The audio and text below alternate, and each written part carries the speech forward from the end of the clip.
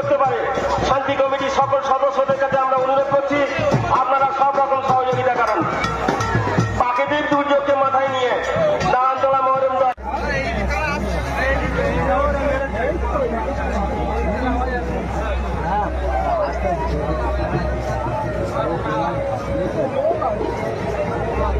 অভিনন্দন জানাবো।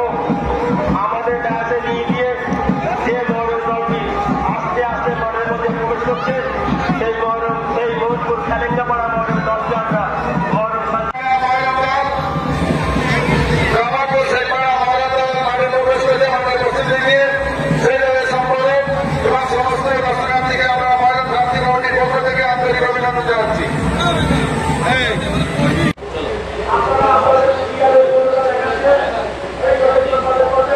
কি কি ব্যবস্থা রাখা হয়েছে বছর? এখানে প্রশাসন, ডায়মন্ড হারবার মহকুমা শাসক আমাদের যে মিঠুন দে, তার নেতৃত্বে এবং তার তত্ত্বাবধানে এখানকার বিডিও সাহেব, থানা, পারুল থানা, ডায়মন্ড হারবার থানা, ডায়মন্ড হারবার অঞ্চল, হরিণা অঞ্চল, পারুলিয়া অঞ্চল,